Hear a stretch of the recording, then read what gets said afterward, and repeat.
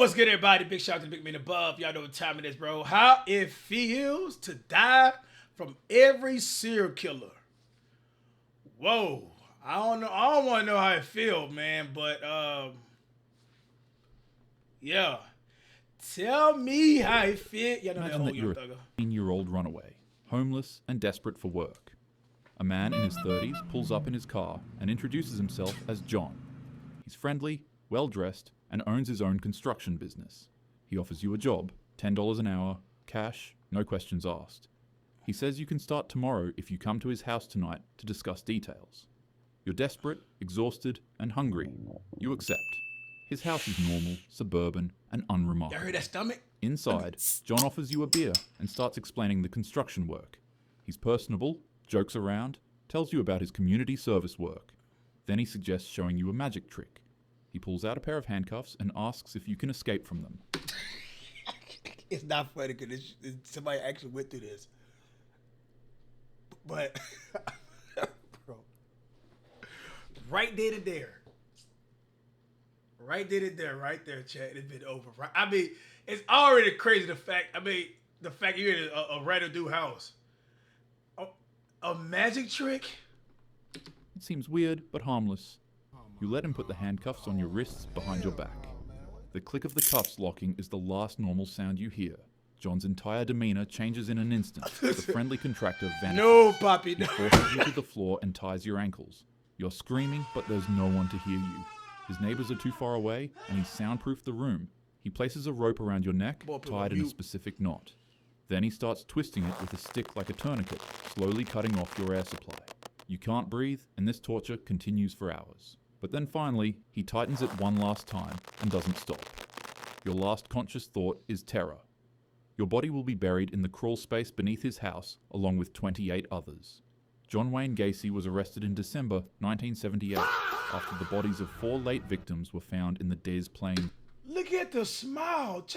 Bro, that look just like the picture, man. The chin and the nasty ass, chin hair too. That look just like it. River. Police discovered 29 bodies buried beneath his house. Oh my His trial began in 1980. He pleaded innocent by reason of insanity. However, the jury convicted him of all 33 and he received the penalty. After all his appeals were denied, he was executed by lethal injection on May 10th, 1994. The Zodiac. You're sitting on a bench at Lake Berryessa in Napa County, California, enjoying a peaceful picnic with your girlfriend on a warm afternoon in 1969. The sun is shining, the water is calm, and you're completely relaxed. But suddenly, your girlfriend grabs your arm and points toward the trees. She tells you that she thinks she saw somebody watching you guys in the woods, and before you can even react, a 6-foot-tall, 250-pound psycho approaches you out of nowhere. He's wearing nothing but dark clothes, sunglasses, and a straight-up executioner hoodie with a Zodiac sign at the bottom of it. Man, you ain't got nothing on you. Let's go. I've been waiting on this, bro. Every motherfucking day of my life, bro, I've been stressed out, bro. I've been inclined 315 pounds. I've been waiting on this right here. Let's get it. Yeah. Let's go. I'm ready to put this shit to the test. And I'm telling you, bro, if he ain't got no weapon, bro, let's go. The hooded man draws a gun and slowly... Oh, never mind. You got that. ...approaches you. Instinctively, you position yourself between him and your girlfriend. But to your absolute surprise, he starts to reason with you. He says that he's an escaped convict from Montana, and that all he needs is your car and money to get to Mexico. Even though you don't really have a choice, you tell him you'll cooperate. He orders both of you to lie face down on the ground. Then he tells your girlfriend to tie you up first. Afterward, he then ties her up in the same way. Without as much as even a second passing, the criminal tears her to shreds right in front of you with a 12-inch... No! You scream in horror as you try to break free from your restraints to save her, but your attempt to try to free yourself and charge at him quickly transforms into trying to escape him once you realize he turns his attention towards you. A plunges his weapon into your lower back, then your upper back, then above your ribs, and he doesn't stop. Eventually, as you lie on the ground gasping for air, you watch as the man leaves a note on the side of your car. It'd have a Zodiac sign on it, with the dates of 3 recent and the words, "Buy knife, written beside them. This is what happened to Brian Hartnell and his girlfriend Cecilia Ann Shepard. Luckily enough, Brian would survive the encounter, but his girlfriend I don't even want to survive that, man. Wow. sadly would pass. Brian would describe the criminal to police officers, but the Zodiac would never be caught, and he'd go on to claim anywhere from 5 to 37 more victims, leaving behind cryptic notes like this. I like killing people because it is so much fun. It is more fun than wild game in the forest, because man is the most dangerous animal of all. The Butcher. Imagine you're a 4-year-old waiting at a rural train station in Rostov, Soviet Union in 1984. A middle-aged man in glasses approaches you, soft-spoken and grandfatherly. He says he knows a shortcut through the woods to the next town and offers to show you the way. You're running late and he seems harmless, so you follow him. The forest path gets darker and colder, and you begin to feel uneasy when suddenly he grabs you from behind. His strength is pretty shocking for his mild appearance.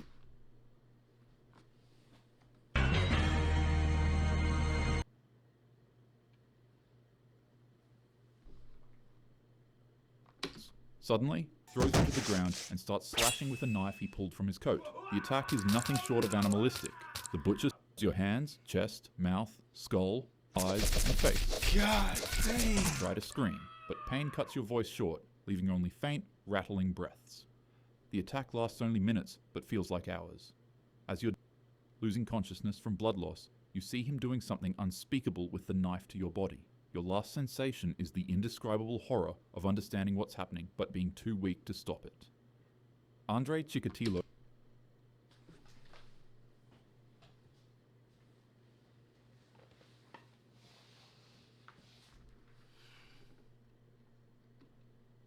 murdered at least 50 people between 1978 and 1990. He was eventually identified as the chief suspect of his heinous crimes and arrested. While in court, he was kept in a cage because of his erratic behavior. On one occasion, he pulled down his pants and in front of the court. He was executed in a Moscow prison in 1994. Jeffrey Dahmer. Now imagine you're at a bar in Milwaukee on a Saturday night when a blonde man in his late 20s approaches you. He's charming, good-looking, and well-spoken. He introduces himself as Jeff and offers to buy you a drink. He mentions he's a photographer and asks if you'd be interested in making some quick cash by posing for photos at his apartment. What do you all seen this? He offers you $50. You're broke, and he seems harmless enough, so you agree.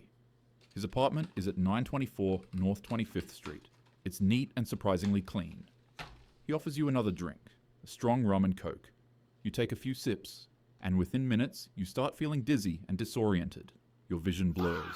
You try to stand up, but your legs won't work. The room spins. Jeff is still talking, but his voice sounds distant and distorted. You collapse onto the couch. Then you wake up hours later. But something is wrong. You can't move your arms. You're handcuffed to something. Your head is pounding and your mouth tastes like chemicals. Jeff is standing over you now, and his demeanor has completely changed. The friendly photographer is gone. What remains is cold, empty, and calculated. He doesn't yell or threaten. He just tells you calmly what's going to happen. He's going to strangle you until you pass out. And then his freaky ass is going to take advantage of your unconscious body. If you wake up, he'll do it again. But eventually, you'll stop waking up. Your last conscious thoughts are of panic and confusion as his hands wrap around your throat and the world goes dark for the final time. In the same manner, Jeffrey Dahmer murdered 17 young men and boys between 1978 and 19... Yo, you know what's crazy is, bro? I heard, like, females was leaving, like, they drawers and stuff, like, in front of his door after they, like, captured him. They were sending him things in the mail. Like, women was, like, loving the fact he was doing, like, this freaky ass shit, man. Like, it literally a fan base.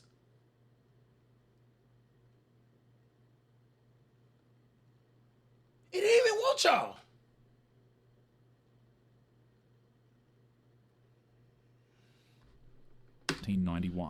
He was arrested in July 1991 after one victim escaped. Harold Shipman. Imagine you're living your bonus years alone in Hyde, Greater Manchester. You've been feeling tired lately and short of breath. You call your family doctor, Dr. Harold Shipman, a respected general practitioner who's been practicing in the area for over 20 years. He makes house calls, which is rare these days, and he's back to it. Editor, hit me out there. always been so kind and attentive. He arrives at your home within an hour, black medical bag in hand. He takes your blood pressure, listens to your heart, and asks about your symptoms. He tells you it's likely just a circulation issue, nothing to worry about, but he'd like to give you an injection that will help. You trust him completely. He's your doctor. He prepares a syringe from his bag. You barely feel the needle go into your arm. Within seconds, a warm sensation spreads through your body.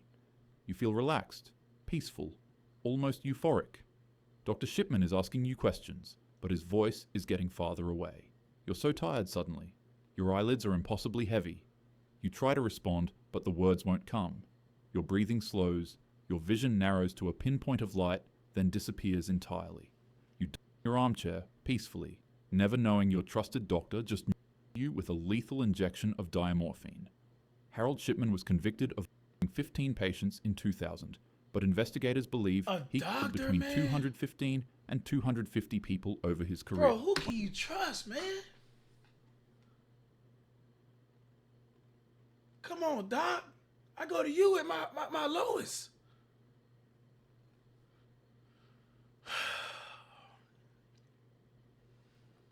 On January 13th, 2004, he hanged himself in his cell at Wakefield Prison.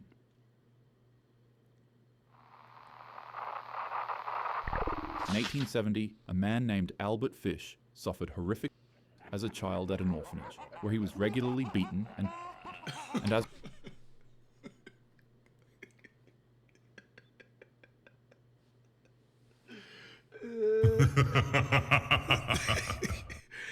As a result, he exhibited troubling behaviors that would escalate over the years of his life. Fish would lure him with promises of work, candy, or both. And in 1928, while pretending to be a wealthy man visiting a family's house to hire their son for work, Albert would convince the parents of named Grace to let him take her to a birthday party. He didn't spontaneously do this, however. He was only able to take them after building trust and warmth with the family. And as you could guess, there was no party. He took her to an abandoned house, strangled her, dismembered her body, cooked her, and ate her. 8!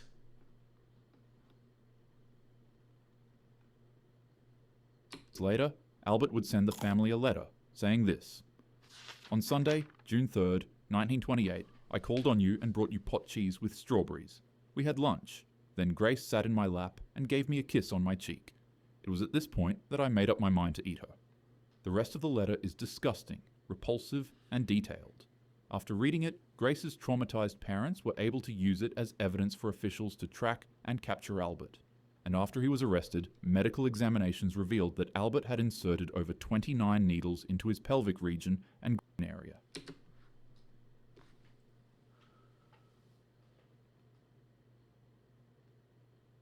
This nigga just sick, bro.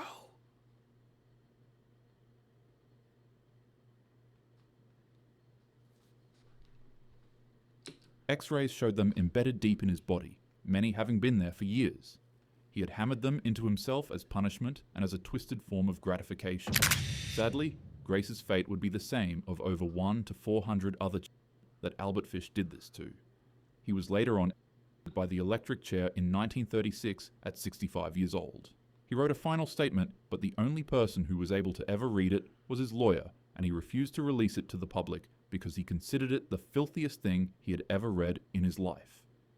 Majority of people in real life are actually pretty normal, but nonetheless, bad apples still do exist, so always make sure that you're not out at night too late without your friends or family, and also, always let your loved ones know where you are at all times.